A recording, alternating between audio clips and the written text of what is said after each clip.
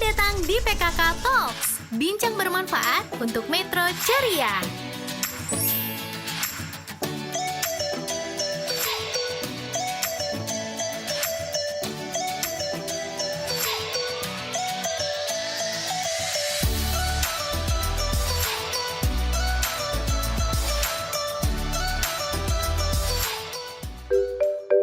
Assalamualaikum warahmatullahi wabarakatuh. Bersama saya Diah Merawati, SKM Mkes.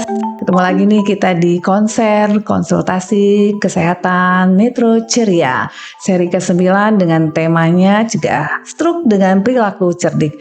Sahabat PKK semuanya, nanti kita akan kedatangan narasumber yang keren nih, luar biasa, Masya Allah, yang cantik nih, perempuan nih, cantik nih. Kemarin kita beberapa seri yang lalu adalah laki-laki ya, sekarang perempuan nih ya. Baik sahabat PKK semuanya, mudah-mudahan di konser kali ini nantinya akan menambah pengetahuan, wawasan daripada sahabat PKK semuanya, tentunya nantinya bisa mengubah perilaku sahabat PKK semua untuk lebih perilaku yang lebih sehat lagi dengan cerdik tadi nih ya, sesuai dengan temanya kita kali ini yang di seri 9 ini sahabat PKK semuanya adalah cegah stroke dengan perilaku cerdik. Gitu. Baik sahabat PKK semuanya, sebelum kita bincang-bincang dengan narasumber kita, ada baiknya kita saksikan video untuk KIE tentang stroke. Silakan. Setiap 3 detik ada satu orang yang terkena stroke. Apakah rekan-rekan sudah familiar dengan istilah ini? Ayo kita bahas secara singkat. Otak merupakan organ yang sangat bergantung terhadap asupan oksigen. Sehingga gangguan pengantaran oksigen baik karena sumbatan maupun pecahnya pembuluh darah akan menyebabkan kerusakan dan berujung pada kematian sel otak. Kerusakan sel otak yang terjadi karena tidak mendapatkan pasokan darah yang membawa oksigen selanjutnya disebut sebagai stroke. Stroke merupakan penyebab utama disabilitas di seluruh dunia dan juga penyebab kematian kedua di seluruh dunia, dan kejadian stroke dilaporkan meningkat 50% dalam 17 tahun terakhir. Semakin lama kita menunda penanganan, maka semakin banyak sel otak yang mati dan gejala klinis akan semakin berat. Lalu, bagaimana tanda dan gejala stroke? Tanda dan gejala stroke disingkat dengan segera KRS, yaitu senyum tidak simetris, gerak separuh tubuh melemah, bicara pelo, kebas atau baal sepuro tubuh, rabun, pandangan tiba-tiba kabur, dan juga sakit kepala hebat yang muncul tiba-tiba. Bagaimana mencegah stroke? Pencegahan stroke dikenal dengan istilah cerdik, yaitu cek kesehatan secara rutin, rajin aktivitas fisik, istirahat yang cukup, enyahkan asap rokok, diet seimbang, dan juga kelola stres. Stroke adalah kondisi kegawat daruratan medis. Jika terdapat tanda dan gejala stroke, segera ke rumah sakit terdekat.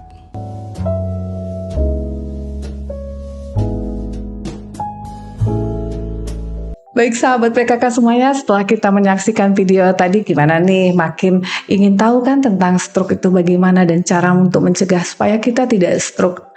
Karena pada orang yang sudah usia lanjut, tetapi juga bisa juga di usia-usia produktif terkena stroke. Tapi bagaimana itu bisa kita cegahnya nih sahabat PKK semuanya, akan kita hadirkan narasumber yang keren, kece dan Masya Allah ya. Selamat pagi dokter, apa kabar?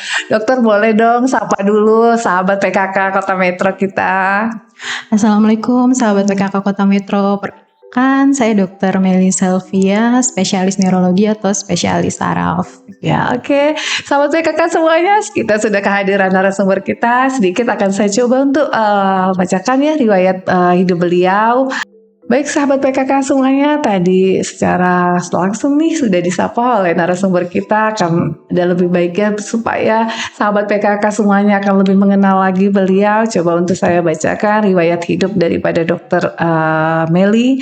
Nama Dr. Melly Selvia Agustini, spesialis neurologi atau saraf ya dok ya? Iya. Karena sahabat PKK sepertinya banyak lebih tahu saraf ya dok ya. Baik, tempat tanggal lahir, Masya Allah, asli orang Metro ya dok ya, asli orang Metro 2 Agustus 1989. Masih muda ya dok ya. Tapi udah spesialis luar biasa.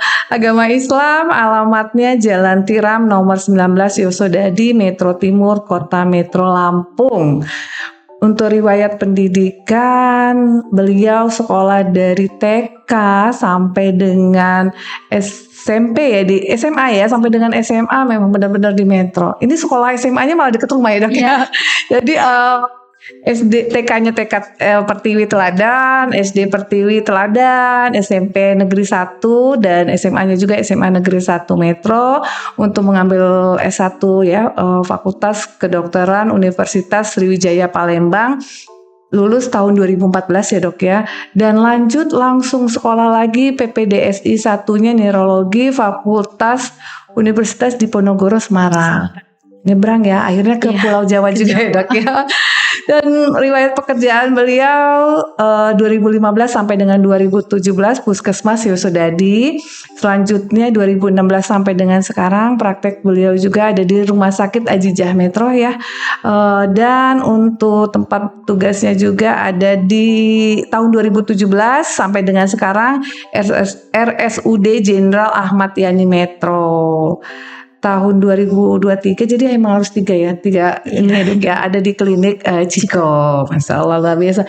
Sahabat PKK semuanya sudah kita cukup mengenali untuk narasumber kita kali ini.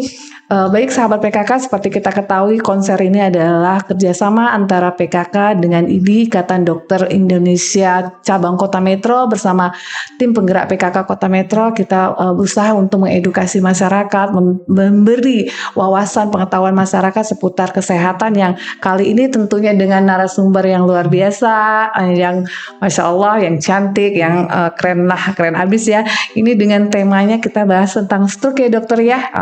Jadi seminggu yang lalu kita sudah coba share ke seluruh kota metro ya, umumnya sih pada khususnya kota metro, tapi bisa juga untuk yang lainnya ya dok ya. Dan ini ada beberapa pertanyaan dok, jadi kita bagaimana masyarakat bisa secara langsung nih termasuk berkonsultasi, menanyakan tentang kesehatan yang seri ke-9 ini. Alhamdulillah kerjasama kita ini sudah masuk ke seri 9 tentang stroke ya dok ya, bagaimana upaya untuk pencegahan stroke dengan cerdiknya itu tentunya.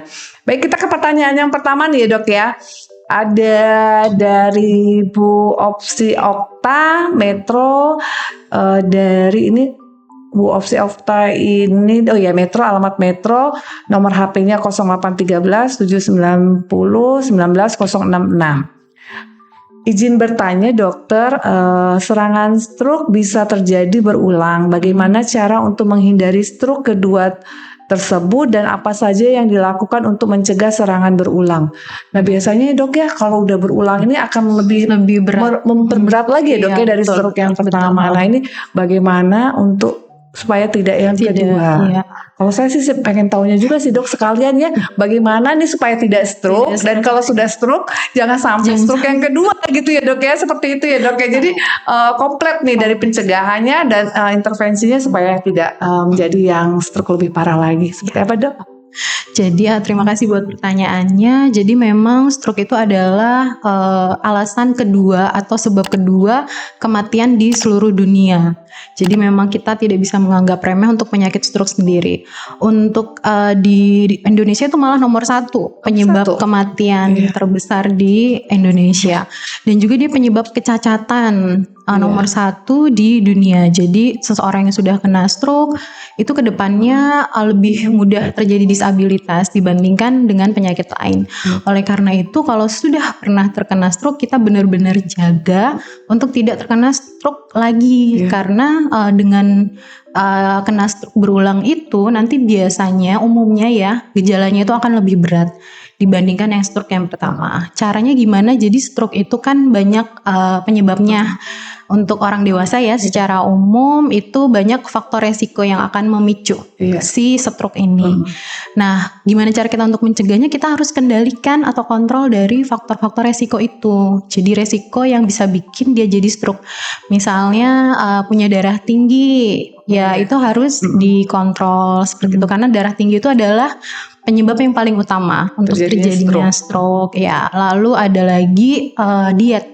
Jadi diet jenis makanan, bukan diet yang ini ya. Jadi jenis makanan yang tidak bagus, misalnya terlalu sering makan junk food atau makan makanan yang lemak tidak baik ya, lemak yang jelek kayak gorengan atau jeroan dan lain-lain, itu yang akan akhirnya, atau yang terlalu manis itu akhirnya akan menyebabkan penyakit penyakit-penyakit lain yang bisa menyebabkan stroke. Misalnya akan menyebabkan obesitas, menyebabkan kolesterol tinggi, menyebabkan kencing manis, dan itu bisa bikin terjadinya stroke. Jadi memang untuk mencegah terjadinya stroke berulang, kita harus kendalikan dari faktor-faktor resikonya itu. Jadi harus dikontrol normal mungkin gitu. Jadi kalau sudah tahu pernah kena stroke nih, jadi harus rajin cek rutin berkala kayak gitu. Berarti ya terutama penyebab langsungnya dia stroke itu apa nih? Benar-benar kita hindari ya dok ya, seperti itu ya dok ya.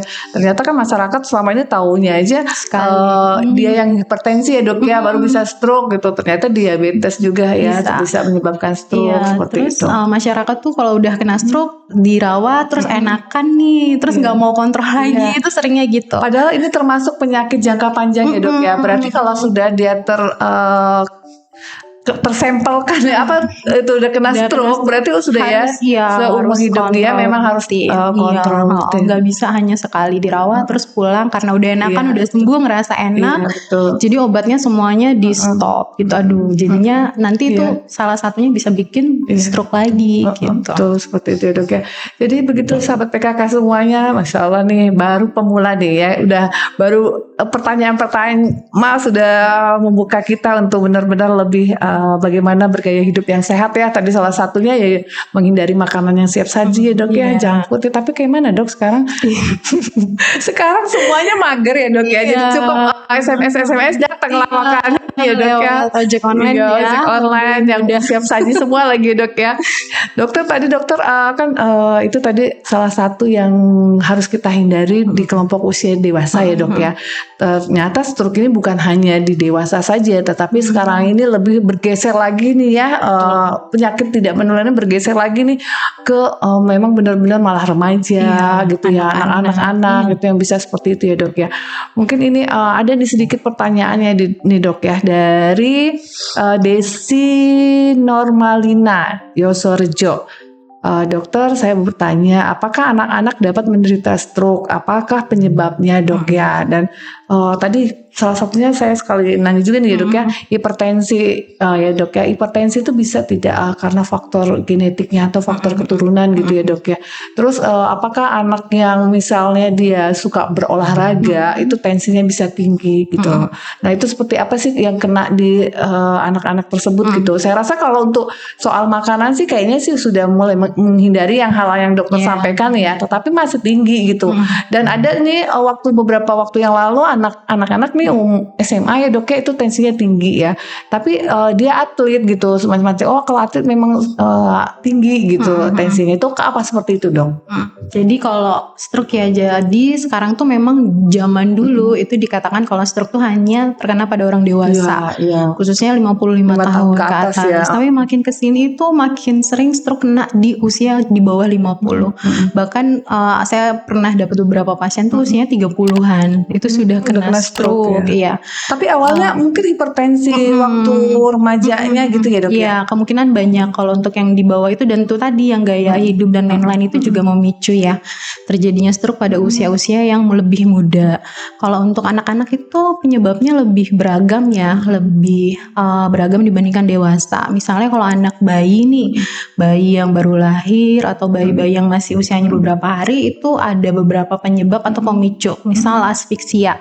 Jadi ketika lahir tidak langsung menangis, itu bisa memicu terjadinya kelainan suplai darah ke otak yang akan menyebabkan kerusakan otak sehingga menyebabkan stroke. Atau infeksi bayi-bayi yang terkena infeksi meningitis, ensefalitis, seperti itu juga itu bisa menyebabkan dia remaja atau nanti dia resiko untuk hipertensi dulu nih ya dok ya gitu, atau enggak? Itu beda. Jadi memang dia penyebabnya infeksi, menyebabkan kelainan pembuluh darah, pembuluh darahnya radang, jadi menyumbat dan akhirnya terjadi stroke gitu.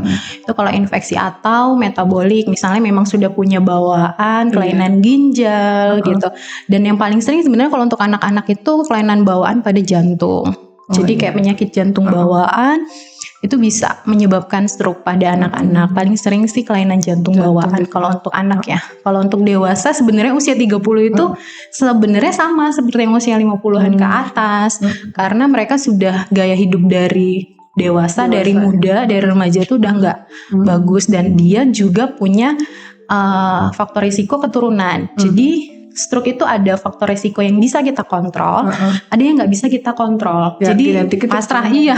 Itu berapa kira-kira misalnya nih ya dok ya, itu kan pembicaraan kita emang stroke ya dok ya, tapi salah satu penyebab stroke itu tadi hipertensi ya dok ya. Nah untuk anak-anak yang sudah kena hipertensi itu kan tadi salah satunya tuh pola hidup udah bisa nih kita coba untuk kendalikan, tapi yang tidak bisa kendalikan genetik tuh. Kurang lebih genetiknya misalnya nenek kakeknya ini stroke, stroke, kakeknya hipertensi, terus bapaknya hipertensi. Nah ini anaknya kemungkinan hipertensi juga gitu. Kemungkinannya sangat tinggi dia terkena hipertensi gitu. Jadi hipertensi dan stroke atau penyakit-penyakit yang mengenai pembuluh darah dan jantung tuh memang genetiknya kuat ya. Termasuk kencing manis itu genetiknya kuat. Jadi kalau kita punya keluarga orang tua atau nenek dan kakek yang memang sudah pernah punya penyakit itu, kita sudah punya membawa gen itu gitu. Beda itu dengan udah lampu lain. kuning lah ya dok ya, Jadi harus hati-hati. Jadi memang kita harus beda hidupnya dibandingkan orang yang nggak punya keturunan itu gitu. Jadi misalnya orang lain agak lebih bebas makannya, tapi kita udah nggak bisa gitu. Terus orang lain bisa olahraga dan lain bisa mager ya, kalau kita nggak bisa. Gak boleh mager ya dok ya. Iya, jadi memang harus kalau udah punya keturunan kita harus lebih bisa menjaga gitu. Iya, apalagi anak muda sekarang ya dok ya, magernya banyak. Iya. Itu salah satunya aktivitas fisik ya dok ya. Walaupun kita misalnya pola hidup kita oke lah makan sayur, buah, kurangin junk food, tapi kalau tidak ada olahraga pun tuh bisa juga ya dok. Olahraganya nggak usah yang berat lari atau apa gitu, enggak, jalan aja ya, puterin Taman Metro itu setengah jam jalan biasa aja, jangan sampai yang ngos-ngosan banget, itu udah bagus banget. Saya lihat alhamdulillah di Metro udah banyak ya. Jalan sore banyak banget ya. Jadi kalau sudah kena baru tahu ya dok, kalau udah kena malah nggak bisa tes yang berlebihan ya dok ya. Jadi seperti itu ya dok ya. Oke, mudah-mudahan cukup dimengerti nih ya untuk Desi, Normalina ya, untuk anak-anak ya. Tadi ya salah satunya yang mungkin pada saat proses persalinan bisa mempengaruhi, dan faktor genetik ditambah lagi kalau pola hidupnya tidak baik ya udah kemungkinan dia hipertensi atau DM sehingga bisa menyebabkan stroke juga ya. Baik, kita kembali lagi masih di Metro Timur ini dok, masih dekat-dekat wilayah dokter sih ya dok ya. Yosorejo kan ya sudah tadi ya dok ya. Sekarang ada Mia dari Tejosari. Ini banyak banget dia pertanyaannya dokter, ada 6 dok ya. Yang pertama izin bertanya dokter, bagaimana jika pasien hipertensi tidak minum obat rutin? Apakah rutin apa yang akan terjadi? Apakah akan terjadi apa-apa nih ya dok ya? Selanjutnya jika pasien minum obat tapi tidak teratur, apa juga nih bisa menyebabkan apa juga ya dok ya? Selanjutnya apakah pasien apa itu dulu ya dok? Banyak banget ini dok. 3 dulu ya. Tadi masih berurutan sih ya dok ya. Masih tentang minum obat ya dok ya. Masih sini juga dok, nomor 3-nya. Apakah pasien hipertensi selamanya harus minum obat ya? Terus apakah ada efek sampingnya kalau minum obat terus? Nah sampai situ dulu kali ya dok ya, 4 pertanyaan nih. Nah dia tidak minum obat secara rutin. Terus dapat berpengaruh tidak nih kalau nggak minum obat secara rutin? Nah kalau itu memang apakah harus minum terus? Gitu. Terus kalau minum terus bisa berdampak enggak? Gitu ya dok ya. Intinya seperti itu. Jadi intinya hipertensi ya. Hipertensi. Jadi yang sudah saya jelaskan tadi kan, hipertensi itu penyebab utama paling sering untuk terjadinya stroke. Jadi kalau seseorang sudah punya hipertensi, kita harus kendalikan tensinya itu, tekanan darahnya itu harus kita kendalikan senormal mungkin, sesuai dari usia ya. Kalau usia muda berapa, usia tua nanti berapa. Jadi kalau tidak kita kendalikan, itu justru akan menyebabkan banyak penyakit-penyakit lain gitu. Karena itu kita harus rutin minum obat. Saya selalu pesan ke pasien saya, semua obat itu pasti ada efek sampingnya. Karena obat itu kan kita diproses di dalam tubuh tuh yang melewati liver, hati, melewati ginjal gitu. Tapi kan dia tidak dalam jangka pendek langsung menyebabkan efek samping yang berat. Sedangkan kalau kita tidak minum obat hipertensi, justru efek sampingnya akan lebih berat yang terjadi dan dalam jangka waktu yang pendek. Salah satunya itu tadi stroke atau yang lain, misal penyakit jantung, jantungnya jadi membengkak. Ya, jadi memperberat kerja jantung ya dok ya. Iya, kalau tidak minum obat itu betul, ya. Jadi kalau efeknya ke tidak jantung. kita kendalikan. Jadi menurut saya tetap harus diminum obatnya. Obat kalau memang sudah punya darah tinggi, apalagi usianya sudah tua ya, sudah 50 tahun ke atas, tensinya baru ketahuan tinggi karena hipertensi itu nggak ada gejala. Iya. Orang nggak merasa dia punya darah tinggi. Iya. Kadang beberapa orang rasa, enggak ini kalau di Cuman tensi pusing doang, tinggi biasanya saya di rumah enggak gitu. Lagi capek, stres Iya, gitu. gitu kan banyak Padahal yang dari bunuh diri dong. banyak yang nggak mau, pokoknya istilahnya ini ya, kalau nyangkal kalau dirinya itu punya darah tinggi gitu. Jadi memang harus dirutinkan minum obat karena ya efek samping mah semua obat ada. Iya, betul. Jadi nggak hanya ini, nggak terlalu signifikan lah dibandingkan kalau nggak minum obat. Kalau nggak minum obat ya dok ya, seperti itu. Baik, ini tadi dari Tejo Agung ya, dari Tejo Agung untuk Mia sudah, saya harap sudah mengerti ya. Jadi kalau memang saudara atau sekitar kita atau teman kita atau bahkan kita sendiri misalnya sudah hipertensi, itu ya memang harus minum obat secara rutin. Karena kalau tidak minum obat mungkin akan mempengaruhi kerja daripada jantung. Bisa ke jantung ya dok ya. Terus kalau efek samping minum obat pastinya semua itu akan berefek samping, tetapi daripada tidak minum obat akan lebih baik untuk minum obat ya. Nanti akan lebih memperberat lagi hipertensinya ya dok ya, seperti itu ya. Terus kalau untuk kontrol lung dok, minum obat itu seumur hidup dia ya dok ya, minum obat itu?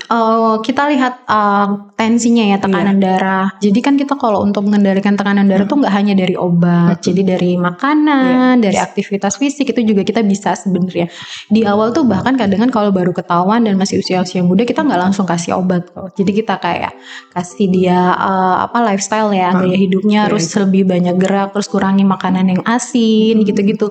Nanti kita lihat kontrol sebulan, misalnya udah turun tuh biasanya ya udah lanjutin aja. Itu kalau yang muda, yang muda masih ya, muda ya. Tapi kalau udah usia yang udah usia ini dan kita sih biasanya langsung intervensi obat ya, langsung kita kasih obat. Memang itulah pentingnya kontrol ya, dari cek kesehatan rutin berkala itu harus. Jadi kita harus lihat tensinya, tekanan darah. Jadi saya pesan ke pasien tuh kalau yang punya tekanan darah apalagi yang sangat tinggi, itu paling nggak punya tensi sendiri di rumah ya, yang untuk kontrol yang otomatis itu. Jadi paling nggak setiap hari di tensi gitu, atau kalau nggak punya seminggu sekali di puskesmas terdekat atau klinik terdekat gitu.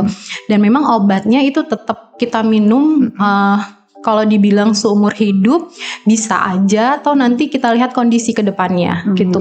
Tergantung kondisi pasien. Jadi sesuai advice dokter lah ya, tetap dokter yang memutuskan harus kontrol lah. Karena kadang ada beberapa pasien yang akhirnya tensinya terlalu rendah, jadi kadang kita stop dulu gitu. Karena ya, tadi saking banyaknya minum obat tapi tidak sering dipantau tadi ya tensi. Bisa tensinya tiba-tiba drop. Jadi hipo ya dok ya, bukan hiper lagi.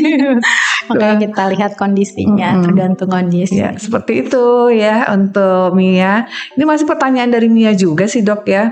Jadi itu biasanya sih dikasih obat habis kontrol ya dok ya, seperti itu ya dok ya. Ini untuk yang pertanyaan kelima dari Mia. Apa tindakan pertama jika menghadapi keluarga atau orang yang terkena stroke nih di rumah ya, misalnya ini apa? Terus gejala-gejala apa yang harus kita waspadai atau terlihat jika orang mau terkena stroke? Karena biasanya serangannya mendadak gitu ya dok ya. Benar. Jadi memang ciri khasnya stroke tuh dia harus mendadak. Tiba-tiba gitu, entah lagi duduk, entah lagi nyetir, entah lagi jalan atau aktivitas, itu ciri khas stroke adalah mendadak. Jadi kita ada slogan namanya segera ke RS. Se-nya itu adalah ini gejala-gejala stroke ya. Jadi segera ke RS. Se-nya itu senyum yang tidak simetris. Jadi dia mulutnya merot kalau disuruh senyum, mulutnya agak mencong ke kanan atau ke kiri. Itu ya. Se-nya, senyum ya. D-nya gerak. Jadi gerakan separuh tubuhnya itu lumpuh. lumpuh separuh badan. Jadi gerakan yang kanan atau yang kiri itu menurun gitu. Itu kerasa berat gitu nggak sih? Iya, Dok? Gitu kerasa ya? berat. Kayak kesemutan nggak awalnya kalau Ya itu kesemutan? ada lagi kesemutan juga ada salah lagi satu ya. termasuk. Jadi yang G-nya itu gerak seluruh separuh. Jadi ciri khasnya stroke tuh dia pasti menyerangnya separuh. Separuh ya, Bukan separuh atas organ bawah. tubuh ya. Jadi separuh. Baik kanan maupun kiri ya, Dok? Iya, jadi tangan kanan, kaki kanan gitu. Nggak akan jarang. Nggak silang gitu ya? Dok? Iya, itu kalau silang nggak. Tapi bisa aja dua-duanya. Tapi yang paling sering adalah separuh tubuh gerak. Terus kalau eratnya itu ini apa namanya?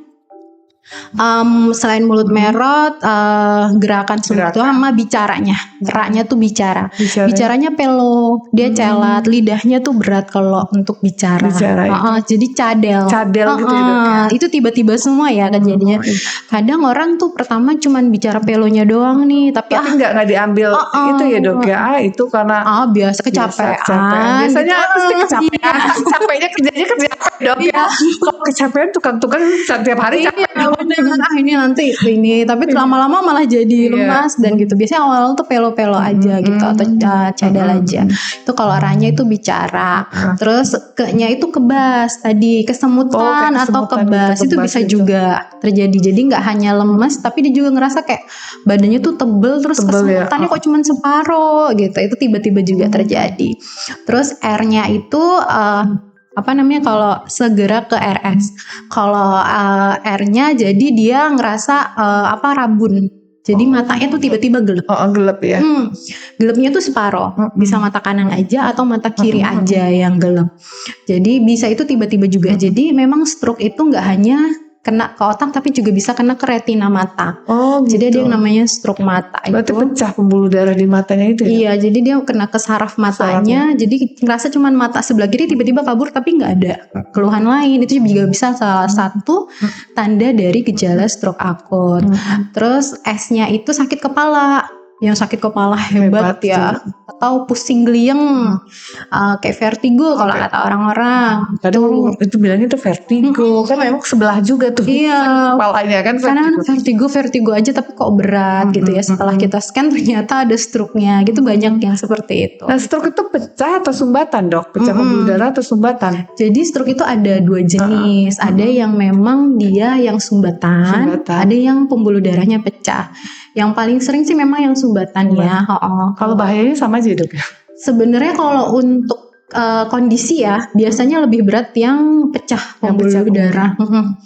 Kalau untuk kondisi setelah perawatan ya, tapi ada juga yang lebih berat yang sumbatan. Kalau sumbatannya itu besar, mengenai pembuluh darah yang besar, jadi separuh otak kena itu juga berat. Jadi memang tergantung. Itu harus operasi, Dok ya? Tergantung kondisi. Kalau misalnya dia kayak kondisinya nggak sadar, terus muntah-muntah atau kejang-kejang, kadang kita butuh operasi untuk menurunkan tekanan di dalam otaknya itu. Gitu. PKK semuanya, Mbak Mia tadi ya sudah cukup dijelaskan oleh dokter tanda dan gejala stroke, apa yang harus diwaspadai tadi. Gejala-gejalanya ya segera ke rumah sakit. Terus singkatannya tapi segera ke RS. Segera ke RS. Boleh Dok, nanti kita buat media untuk edukasinya yang segera ke RS-nya itu ya, Dok ya. Yang jelas tadi S-nya senyum berarti tidak simetris. G-nya gerakannya lumpuh separuh. Terus R-nya bicaranya pelo. K-nya kebas atau kesemutan. R-nya rabun. Matanya tiba-tiba pandangannya kabur, sama S-nya sakit kepala tuh ya. Oke. Dan benar-benar kalau dari tanda-tanda tadi segera ke rumah sakit, jangan kemana-mana lagi ya. Apalagi sampai mampir dulu kemana ya, Dok ya. Jadi harus segera ke rumah sakit yang tentunya dengan ada layanan dokter spesialisnya ya, Dok ya. Dokter spesialis saraf ya, Dok ya. Seperti itu. Baik sahabat PKK, tadi Mbak Nia sudah ada 6 pertanyaan. Masya Allah cukup banyak sekali. Sekarang kita kembali ke Metro Pusat dokter, ini ada di Metro Pusat, ada Siti Komariah dari Yosomulyo dokter. Izin bertanya dokter, bagaimana kita menghindari stroke dan upaya apa saja yang kita terapkan apabila kita terkena stroke ringan? Sebenarnya udah sih ya dok. Iya. Mungkin singkat aja jelas dok. Sesuai dengan judul kita hari ini, mengendalikan stroke dengan perilaku cerdik. Cerdik, Iya, C-nya ini singkatan semua sobat Iya. PKK tadi segera ke rumah sakit untuk yang gejala stroke sekarang untuk mencegahnya pakai dengan cerdik. Ayo dok, cerdiknya apa dok? C-nya itu kita cek kesehatan rutin berkala. Seperti tadi ya, kalau memang sudah punya resiko tinggi untuk terjadi stroke, kita harus kontrol dan cek tensinya, gula darah, kolesterol, gitu-gitu itu harus kita cek kesehatan rutin berkala. Itu minimal 6 bulan. Sebulan sekali harus kontrol. Oh, kalau yang tensi ya dok ya. Kalau yang memang dia punya gejala, tapi Iya. kalau yang kita misalnya Pingin tahu aja gitu. Ya, kalau untuk tidak ada riwayat yang hipertensi dari keluarga, terus insya Allah pola hidup kita baik, itu cukup 6 bulan sekali ya dok cukup ya. 6 bulan sekali. Kalau yang nggak punya tadi ya cukup 6 bulan sekali. Tapi kalau yang sudah ada harus 1 bulan sekali gitu. Oke, terus? Enyahkan asap rokok. Jadi memang merokok itu salah satu faktor resiko juga. Penyebab stroke karena kandungan rokok itu bisa bikin pembuluh darah kita kaku, bisa menyumbat pembuluh darah. Itu yang bikin stroke. Selain stroke kan dia juga bisa bikin penyakit jantung ya. Kalau nyumbat di jantung jadi penyakit jantung, nyumbat di otak jadi stroke. Itu memang sebagai kita harus enyahkan asap rokok itu sebagai perokok aktif maupun pasif ya, karena semuanya ada pengaruh gitu. R-nya rajin aktivitas, jangan mager. Mager Minimal jalan 30 menit tiap harinya ya dok ya? Iya, kalau memang nggak bisa tiap hari, seminggu 3 kali. Seminggu 3 kali. Jalan biasa aja, nggak harus yang kardio yang sampai ngos-ngosan itu nggak harus.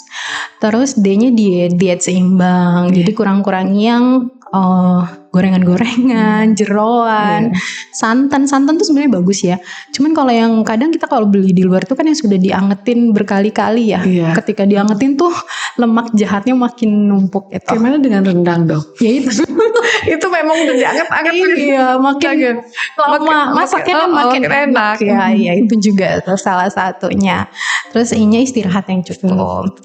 Jadi salah satu memang nggak terlalu besar ya, tapi resiko juga itu kalau orang-orang yang kurang tidur ya, kurang istirahat, yang sering insomnia kalau malam, terus siangnya nggak bisa tidur juga, itu bisa meningkatkan gejala stroke juga di masa mendatang. Misalnya mudanya nih sehari tidur cuma 2 jam, 3 jam. Nanti dia akan efeknya ketika di usia tua itu akan lebih mudah untuk terkena stroke gitu. Yang K yang udah istirahat, lalu K-nya lupa. Kalau stres. Iya, kalau stres. Benar. Jadi ada penelitian yang menyebutkan bahwa seseorang yang dengan gangguan mental atau stres itu juga bisa memicu terjadinya stroke, karena ketika kita stres, cemas, depresi dan lain-lain, itu akan memicu perilaku yang tidak bagus. Misalnya yang depresi ya, itu tadi dia jadinya susah tidur gitu, atau tidak mau makan, atau malah makan yang berlebihan gitu. Waduh, itu nggak boleh ya bro? Saya kalau udah mekanisme makmulnya makan. Kalau pemilihan makanannya bagus sih nggak masalah mbak. Coklat dong. Iya, kalau kita kan pengennya kalau stres pengen makan es krim atau apa gitu. Tapi kalau yang kadangan kan kita nggak bisa mengontrol ya gitu kalau stres. Atau kalau cemas itu, dalam keadaan cemas kita akan terjadi peningkatan tensi, terus peningkatan denyut jantung itu. Terus kalau cemas itu terjadi terus menerus seharian, itu kan nggak baik juga untuk jantung ya. Jadi kayak misalnya orang yang nggak punya darah tinggi nih, tapi setiap ditensi selalu tinggi. Karena ketika kita lihat, oh dia ini cemas, kan terlihat ya orang cemas atau tidak cemas itu bisa kita lihat, kelihatan gitu. Oh dia ini karena cemas gitu. Nah, tapi kalau itu terus menerus kan jatuhnya nanti ketika jangka panjang kan gak baik juga di jantungnya gitu. Tapi kalau misalnya sekali sih dok, saya pernah sih dok memang ternyata dia waktu suatu saat itu kayaknya memang cemasnya, maksudnya dalam artian banyak yang mau dipikirin nih ya. Nah itu tensi 160 ya dok ya. Loh kok biasanya aja saya nggak nyampe 100, nggak nyampe 120, paling nggak 110, 100 gitu ya. Tapi udah kesini-sini begitu saya kayaknya sudah itu tadi ini udah mulai enak hati ya, udah terkontrol keseimbangan tubuh kita nih ya dok ya, itu sudah enak ya. Tensinya Turun, segitu. iya. Masih Gitu ya, dok ya? 100 Enggak. turun kan? Turun Iya. 110, 100 gitu ya. Itu tapi nggak pengaruh ya dok ya. Iya. Itu pada saat itu Pada makanya kita saat- tidak boleh sering terus cemas ya dok ya. Jadi harus dikendalikan. Jadi Kalau- selain cemasnya kita balikin ke olahraga nih ya dok ya. Dan jangan lupa bahagia ya dok Nah ya. Setiap iya, hari. jangan lupa bahagia. Bahagia itu. Itu dia. Dia selalu bahagia ya dok ya. Tapi jangan senyum-senyum sendiri dong. Nanti depresi ntar. Depresi. Beda. Ya, jadi seperti itu ya, Mbak. Sahabat PKK semuanya, tadi sudah cukup jelas bagaimana upaya kita nih untuk menghindari terjadinya stroke dengan cerdiknya ya di situ. Semoga kita semua, terutama sahabat PKK semua bisa melaksanakan pola hidup sehat tadi dengan cerdik agar kita terhindar daripada stroke ya dok ya. Stroke, betul. Karena emang di Kota Metro juga ini cukup banyak ya dok ya. Cukup Menurut tinggi, data, iya. menurut data di Kota Metro cukup banyak. Walaupun umur harapan hidup kita sih, umur harapan hidup sih sebenarnya bayi yang lahir sekarang ini bisa 72 tahun ya dok ya. Tetapi kalau nanti kedepannya seperti ini, itu akan menjadikan beban juga dok ya, beban negara ya tentunya ya dok ya. Benar. Iya, kayak mana kalau sudah kena stroke kan itu penyakit jangka panjang. Jangka panjang, Iya, betul. jadi Kronik. ya Jadi sudah penanganannya harus jangka panjang, nggak berhenti. Beda kalau kita batuk dok, udah Beda, selesai udah kan ya dok betul, ya, iya. semuanya tidak ya. Enggak. Jadi ya benar-benar sahabat PKK semua kita bisa melaksanakan cerdik. Cerdik. Ya, seperti itu. Oke, Mas, sekarang ke Rejo Mulyo nih dok, Metro Selatan dok. Dari ini kayaknya saya kenal deh nih, Asik Yati ini dok kader PKK dok, kader PKK yang alhamdulillah dok, insya Allah beliau ini nanti diajak ke Jakarta Jambore Kado, keren nih, makanya dia harus nanti Mbak Asih nanti boleh nih dikasih info-info ke yang lainnya ya. Dia nanya nih dok ya, ini dia cerita sih sebenarnya dok ya, kronologinya almarhum ayah saya jatuh dari kamar mandi, 2 hari koma di rumah sakit, ya selanjutnya meninggal ya dok ya. Padahal tensinya ketika itu hanya 120 per 190 per 120, pembuluh darahnya pecah dan akhirnya tidak bisa tertolong lagi. Pertanyaan saya, apakah stroke semacam itu sangatlah susah untuk ditolong? Iya. Apakah susah penanganannya juga saat koma? Jadi memang yang tadi kan sudah sempat saya singgung dikit ya, perbedaan stroke yang sumbatan Iya, sama sama yang perdarahannya.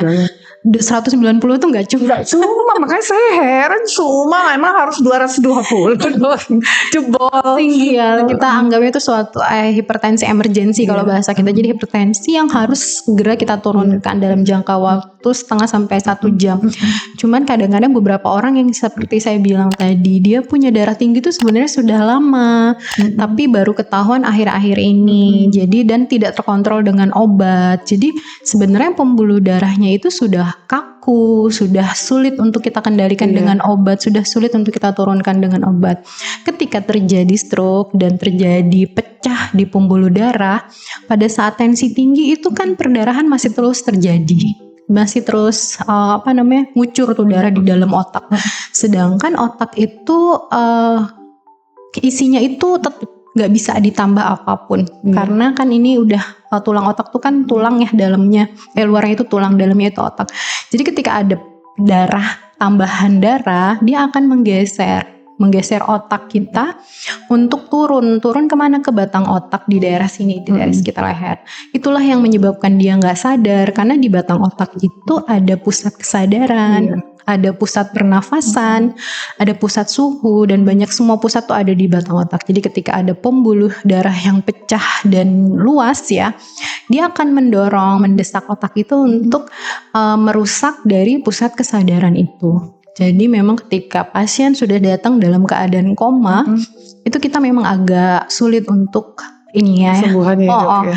Tapi ada yang bangun, ada yang pulang, ada. Gak semua kasus bisa ini, cuman memang berat kasusnya itu ya dok ya. tergantung individu yang kena pasiennya. Jadi kira-kira pasiennya ini punya pemberat lain enggak? Selain itu ya, selain dok, ya? hipertensi, mungkin dia memang DM misalnya. ada DM atau ternyata kolesterolnya sangat tinggi, atau memang dia ada sudah kelainan ginjal gitu, atau Jantung bisa jantungnya sudah membesar dan lain-lain ya, sehingga membuat dia komplikasi, kondisinya komplikasi dan kita agak susah untuk membangunkan pasien gitu. Obat-obatan yang kita kasih itu semua yang sudah bagus biasanya ya, untuk bantu untuk nurunin tekanan di otak yang sangat tinggi itu. Cuman tergantung kondisinya lagi. Ketika pasien datang dengan kondisinya memang sudah berat dengan pemberat yang lain, itu memang agak lebih sulit untuk kita bangunkan lagi dibandingkan dengan pasien lain yang datang masih sadar gitu. Terus tensinya nggak terlalu tinggi, walaupun pembuluh darahnya pecah, kemungkinan gumpalan darahnya nggak akan sebesar yang kalau tensinya 190 itu. Ya, jadi begitu ya Mbak Asih ya. Ini nggak cuma loh Mbak Asih, tapi saya pernah ya dok ya, mertua saya umur 86 tahun dok. Waktu itu saya pulang kampung nih, pas saya pulang ke Metro, mertua saya itu tadi yang kebas itu ya dok ya, terus keringetan semua keringat dingin, saya tensi 190 dok. Tapi ya maksudnya belum sampai stroke ya dok ya, belum, mudah-mudahan jangan ya dok ya, amit-amit auzubillah min dzalik ya dok ya.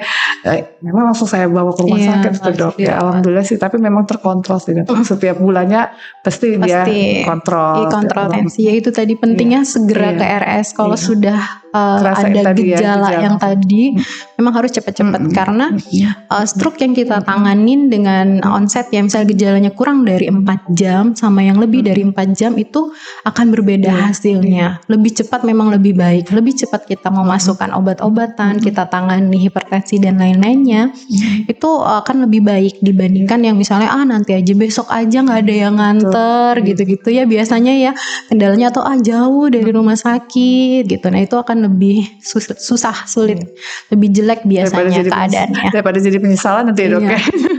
Jadi segera langsung. Baik dokter, kita ke ini sekarang ke utara nih dok, Metro Utara dok, dari Karangrejo ujungnya Metro. Dari Fitri Dwi Haryani.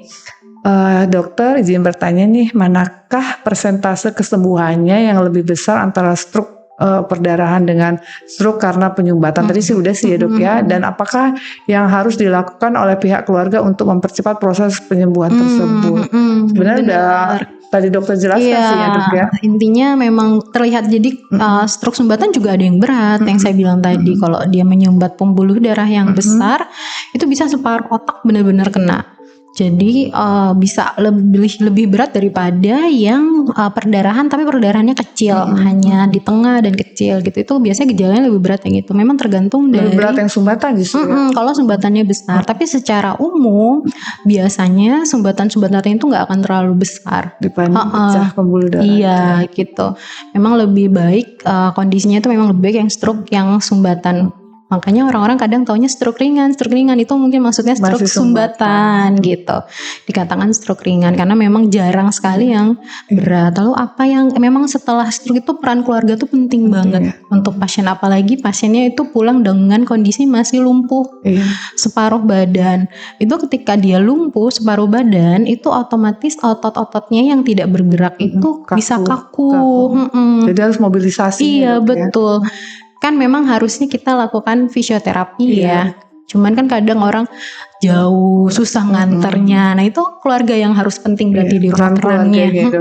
Dibantu untuk mobilisasi si yang kaku itu. Misal kalau saya biasa sering edukasi pasien itu beli bola kasti, suruh genggam bola. Kalau masih bisa genggam ya. Atau dibantu untuk tangannya tetap digerakin. Turun kakinya juga gitu tiap pagi berjemur sambil itu. Jadi nggak kaku. Karena kalau lama-kelamaan tidak digerakkan tuh otot akan mengecil, akan kaku dan jadinya nggak bisa gerak sama sekali. Mengecil gitu dia. Karena jadinya kaku dan nggak bisa jadi kayak kontraktur gitu. Apalagi kalau nggak bisa untuk fisioterapi rutin ya. Jadi memang peran keluarga. Dan yang kedua adalah pastikan bahwa obat-obatan diminum. gitu. Kadang kan pasien stroke itu bosen Iya. minum obat bisa 5 macam sehari, mual kadangnya. Keluarga yang memang harus motivasi Iya, betul. pasiennya untuk tetap minum obat sama asupan gizi ya. Beberapa pasien stroke itu sulit menelan karena fungsi otot-otot menelannya itu pasti terganggu. Ada yang beberapa terganggu. Jadi memang Yang keluarga, lunak-lunak berarti ya. iya, keluarga yang harus lebih telaten gitu. Ini sih maaf ya dok ya, ini biar pertanyaan yang ke-7 nih ya dari Meta Cahya di Mulia Timur. Tadi nih kalau tadi kan peran keluarga nih ya dok ya, bagaimana cara untuk memberikan dan memenuhi gizi pada Usila berumur 70 tahun yang menderita stroke nih. Karena biasanya tadi ya dia pilih-pilih, Iya. kadang akhirnya pengen lo makan yang enak padahal kan tidak boleh ya dok ya. Itu seperti apa dok nih yang harus dikonsumsi? Jadi kita kalau pasien yang sudah kena stroke tuh memang hati-hati ya pemberian makanan atau diet karena dia akan lebih mudah terjadi aspirasi atau kalau misal kita kasih minum atau makan itu kan keselak, itu kan nggak boleh ya. Sekali keselak aja itu sudah bisa masuk ke paru-paru, jadi bisa bikin infeksi paru-paru dan lain-lain. Jadi memang harus makanannya itu harus dipilih untuk pasien-pasien yang sulit menelan atau mudah tersedak gitu. Terus untuk yang pasien usia 70 tahun wajar sih ya usia segitu itu pasti akan lebih milih-milih makannya. 70 tahun dia kena stroke juga ya dok? Karena kena stroke itu kadang bikin orang akan lebih sensitif ya secara emosional, secara mental itu akan berbeda sebelum dia terkena stroke sama setelah. Jadi memang kita agak susah meyakinkan pasiennya. Mungkin sesekali boleh ya, istilahnya cheating day ya, agak sesekali aja tapi jangan terus-terusan karena kalau pasien sama sekali tidak mau makan itu malah justru lebih buruk ya kondisinya. Karena perburuk ya dok ya, bisa ya dok ya. Pasien-pasien lansia, geriatri itu problem utamanya itu pasti dari supan makan. Dia pasti nggak mau makan, nggak mau ini, dan keluarga kadang yaudahlah, udah capek ngingetin, nggak mau ngasih, dan akhirnya lama-kelamaan dia jadi lemes dan jadi akhirnya udah sakit. Memperberatnya karena gizi kurang. Betul, bukan karena stroke, stroke-nya, tapi karena asupan gizinya yang kurang. Jadi ya sesekali sih menurut saya masih bisa ya sesekali. Misal dia pengen makan apa, rendang nih, ya kasih aja sedikit gitu, biar dia mau makan nasinya. Kan kadang makan nasi atau bubur doang nggak ada rasa dia nggak suka, ya udah kasih aja dikit. Yang penting ada masukan. Yang penting sebenarnya nggak berlebihan ya dok ya. Segala sesuatu yang berlebihan nggak baik. Iya. Ya boleh, oke dok. Ini dari Emilda dok, dari Metro Pusat nih. Apakah stroke bisa terjadi pada anak? Tadi sudah ya dok ya. Saya dengar otak anak-anak memiliki plastisitas yang tinggi, sehingga dapatkah mereka menyambung ulang setelah mengalami cedera seperti stroke? Maksudnya kayak mana sih dok? Dokter ya apa yang nanya ya? Gitu, ya. Saya juga nggak ngerti plastisitas ini dok. Jadi ada yang namanya neuroplastisitas. Itu adalah kemampuan saraf otak untuk memperbaiki dirinya sendiri gitu. Memang pada anak-anak proses neuroplastisitas itu lebih baik dibandingkan orang tua atau lansia. Tapi kita lihat lagi memang dari penyebab stroke-nya sendiri pada anak-anak gitu ya. Kalau misalnya paling umum kan dokter memang paling temuin anak-anak tuh usia berapa dok yang kena stroke? kemarin 5 tahun terakhir. 5 tahun? Umur 5 tahun? Itu kenapa dok? Yang terakhir ini kemungkinan memang agak kemarin itu ada pemicunya ya, pemicunya yang lain, karena sepertinya kalau dari jantung enggak, dari infeksi. Pemicunya dari infeksi sehingga terjadi sumbatan. Tapi memang paling sering waktu saya sekolah itu penyakit jantung ya, penyakit jantung bawaan.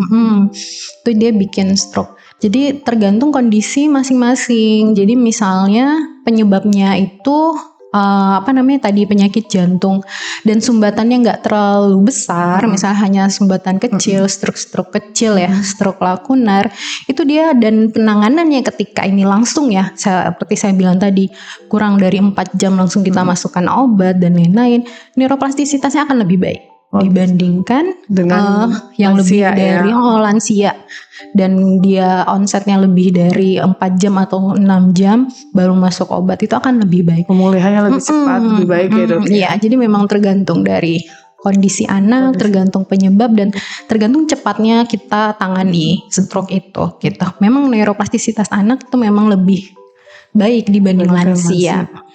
Iya. Aduh, kok saya semakin bingung. Sahabat PKK semuanya, aduh, ini harus benar-benar ya jaga pola hidup sehat nih sahabat PKK semuanya. Ini dari Metro lagi dok, dari Handayani, masih seputar anak nih. Ternyata tadi 5 tahun dok, saya aja sempat shock nih dok, infeksi bu ya. Tapi lebih banyak tadi jantung bawaannya dok ya. Iya, paling banyak. Ini nanya dokter, perawatan apa saja yang tersedia untuk membantu anak pulih dari stroke apabila terjadi pada anak-anak? Perawatannya? Perawatan itu ya sebenarnya kalau anak-anak sama dewasa perawatan setelah rawat inap itu nggak jauh beda. Nggak jauh beda ya sama fisioterapi. Fisioterapi, rutin kontrol dengan obat-obatan dan kita kendalikan faktor resiko itu sebenarnya sama.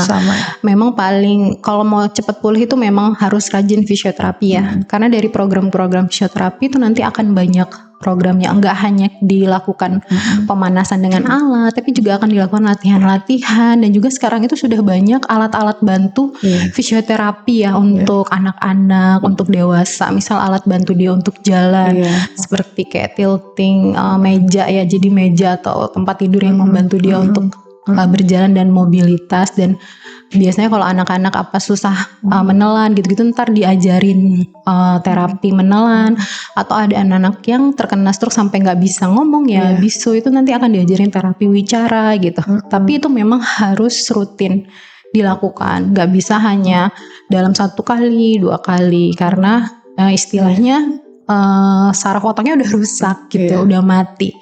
Jadi gimana cara kita untuk menghidupkan saraf yang mati itu dengan tadi yang neuroplastisitas, atau kita memperbaiki saraf yang sebenarnya setengah mati.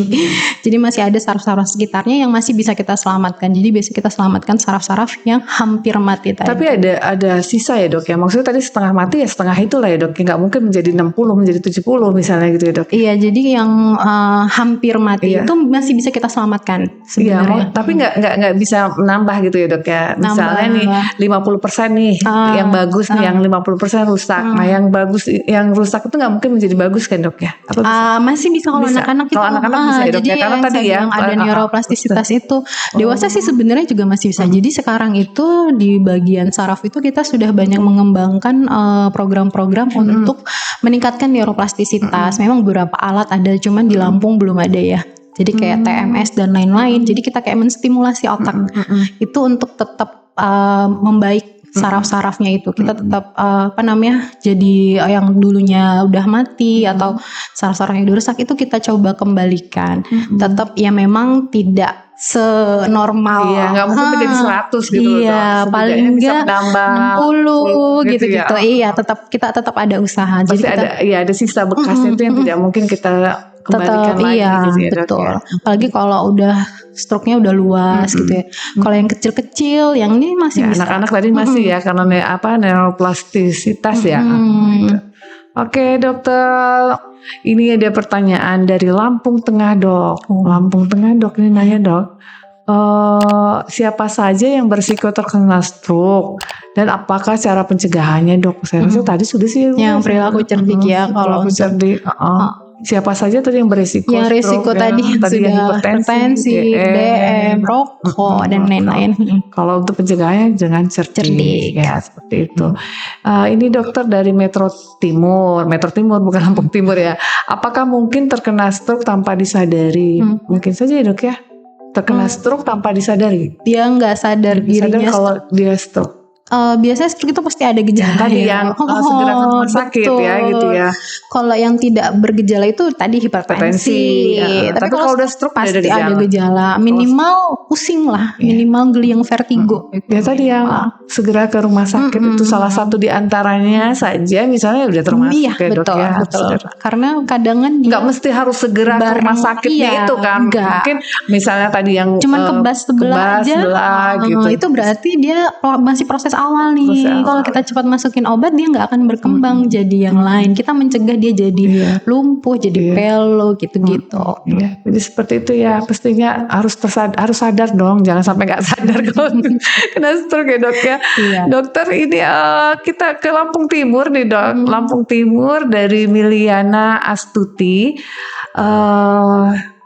Di MIG dia, kita kan punya IG-nya, jadi dia dari IG nih dok ya.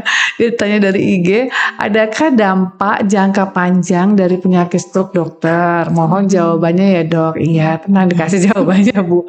Karena ibu saya habis terkena stroke ringan dan alhamdulillah saat ini sudah beraktivitas lagi. Tetapi saya takut terjadi lagi serangan stroke pada ibu saya. Dampak jangka panjang, apakah dampak jangka panjang dari stroke? Sebenarnya sama kayak pertanyaan pertama ya, bagaimana cara kita supaya mencegah terjadinya stroke berulang. Kalau dampak jangka panjang itu tadi, kalau dia pulang dari rumah sakit terus dalam beberapa bulan masih lumpuh, yaitu akan terjadi kekakuan di otot-ototnya. Tapi ini udah beraktivitas sih dok, katanya dia sudah beraktivitas. Kalau sudah beraktivitas kan berarti kita takutnya terjadi berulang ya. Jadi harus terkontrol. Harus terkontrol faktor risiko tadi ya, dengan perilaku cerdik juga. Jadi dia kena stroke ini kenapa nih? Misalnya hipertensi ya, berarti harus dijaga. Hipertensi harus dijaga. Kalau dengan DM berarti DM-nya harus terkontrol seperti itu ya dok ya. Nah itu bisa lebih parah itu kenapa dok, dari serangan stroke pertama terus serangan kedua itu? Jadi kalau umumnya ya kadang sih sama aja, tapi ada beberapa yang lebih parah karena dia menyumbatnya itu kadang yang lebih tadinya kanan kiri yang kena. Gitu. Jadi yang tadinya lumpuh sebelah kanan jadinya lumpuh dua-duanya. Tapi kalau yang misalnya yang pertama itu bisa kemungkinan kena lagi gitu ya dok ya? Bisa banget, ya? bisa banget. Jadi pembuluh darah yang awal kanan nih misalnya awal kanan nih, nah kena lagi yang kanan bisa banget. bahkan meluas misalnya dok ya. Seperti itu. Jadi kan pembuluh darah tuh bercabang-cabang. Nah dia tuh biasanya kenanya hanya di cabang kecil, cabang kecil yang berkelok. Nanti kalau misalnya ada sumbatan lagi nih yang lebih besar, dia akan kena lagi di cabang yang lain. Cabang lain biasanya cenderung lebih besar gitu. Jadi bisa kena di tempat yang sama, di kanan atau kiri gitu. Iya. Aduh, sudah banyak banget nih sahabat PKK. Semuanya Masya Allah. Ini satu lagi nih dok. Kayaknya dok satu lagi dari Ismail Metro. Ini ada banyak juga nih dok pertanyaan satu, tapi banyak dok. Apakah penderita stroke selalu memiliki riwayat terkena darah tinggi atau bisa saja tidak? Tadi sebenarnya sudah ya dok ya. Selanjutnya, saya dulu punya teman dengan gaya hidup sehat, tekanan darahnya stabil, tiba-tiba terkena serangan stroke dan tidak bisa tertolong. Meninggal ya dok. Tindakan apa yang harus dilakukan sebagai pertolongan pertama jika ada serangan stroke? Misalnya tadi dok ini udah kena semua yang segera ke rumah sakit, nah tindakannya apa nih gitu. Nah selanjutnya saya pernah itu aja dulu kayak dok ya. Boleh. Dulu ya dok ya. Jadi yang tadi saya bilang faktor risiko itu kan tidak hanya gaya hidup ya, tidak hanya gaya hidup yang nggak bagus, tapi kan juga ada yang namanya faktor risiko yang bawaan. Iya. Memang dari penelitian bahwa orang laki-laki itu akan cenderung lebih tinggi resikonya untuk terkena stroke dibandingkan perempuan. Itu secara jenis kelamin. Untuk secara ras itu biasanya orang-orang kulit hitam. Jadi kulit hitam lebih tinggi resikonya dibandingkan dengan kulit putih. Maksudnya dibandingkan kita ya. Orang-orang kulit hitam tuh yang Afrika sana itu lebih tinggi resikonya. Dan tadi riwayat keluarga. Seorang yang sudah pernah punya keluarga yang kena stroke itu pasti dia akan membawa gen untuk terjadinya stroke. Atau yang terakhir, dia memang dari muda itu sebenarnya punya kelainan pembuluh darah di otak yang tidak bergejala.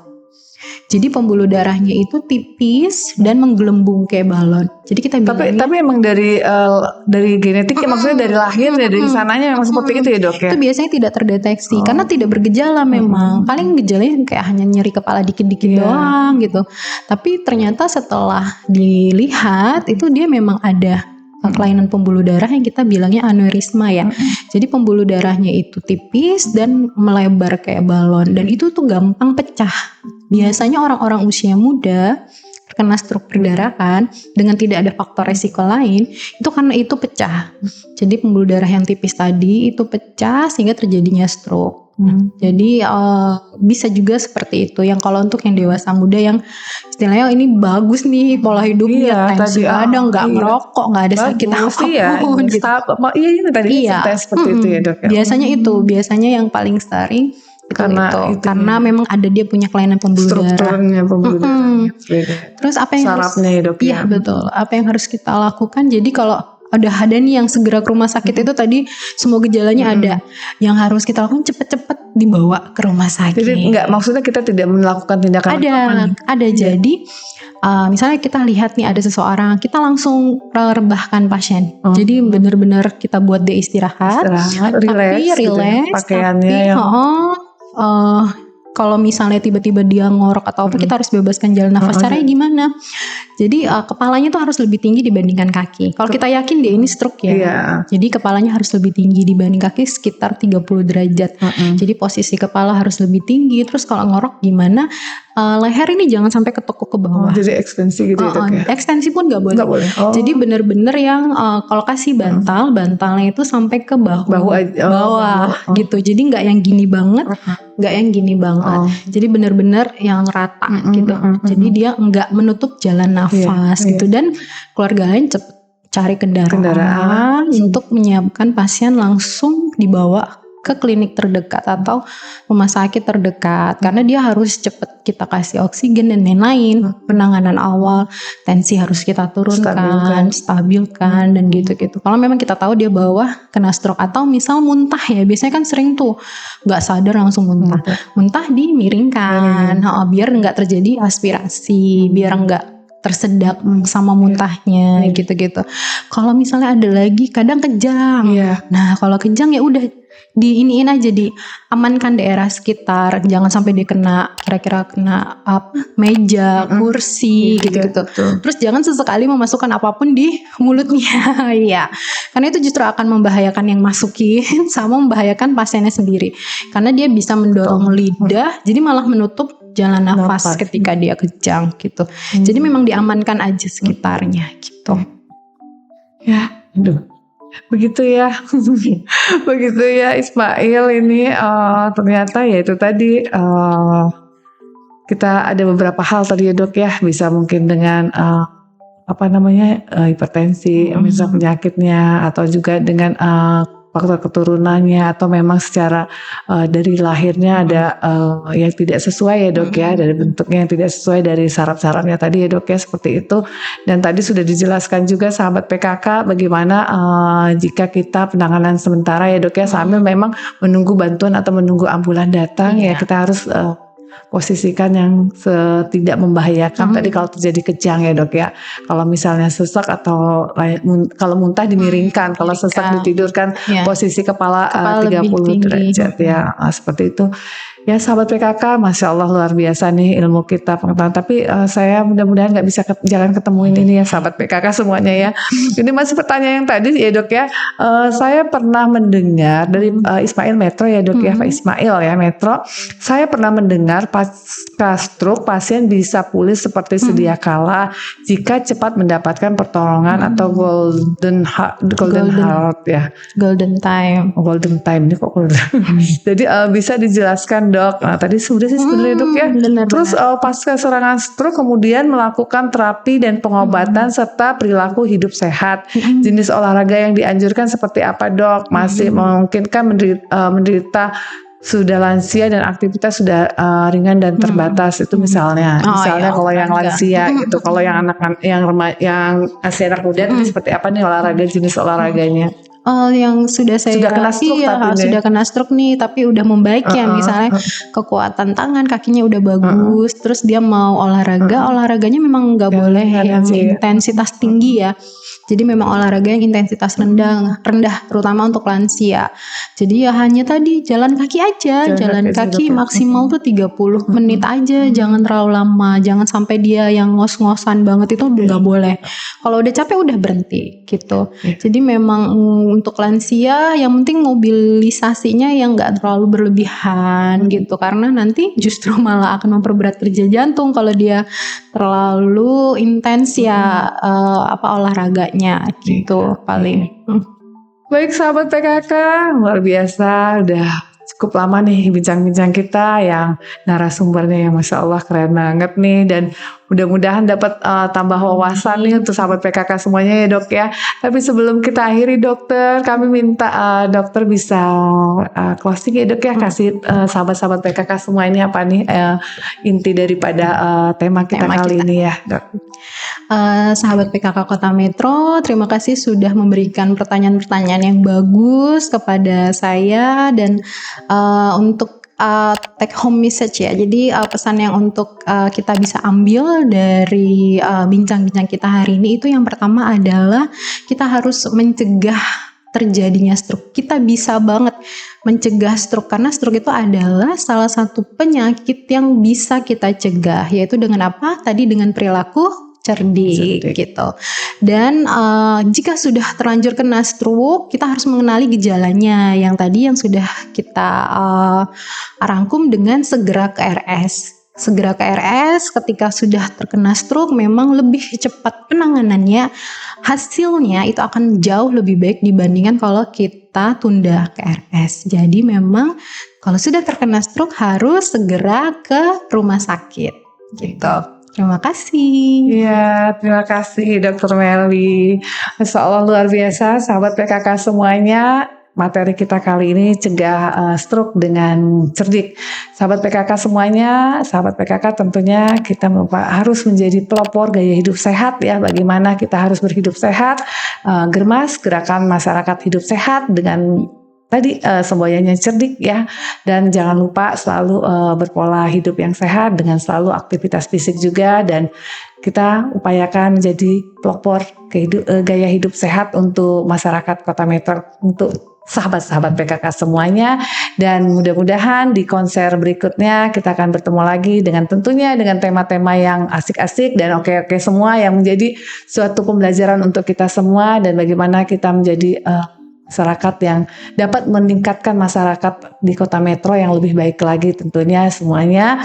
Bagaimana sehat itu menjadi suatu kebutuhan, bukan menjadi suatu keharusan, tetapi menjadi suatu kebutuhan untuk kita semua. Bagaimana kita menjadi seorang yang hidup sehat. Baik sahabat PKK semuanya, sampai jumpa. Saya mohon maaf untuk segala kekurangannya. Saya akhiri. Wassalamualaikum warahmatullahi wabarakatuh. Waalaikumsalam warahmatullahi wabarakatuh. Maaf ya dok kalau nggak sesuai saya.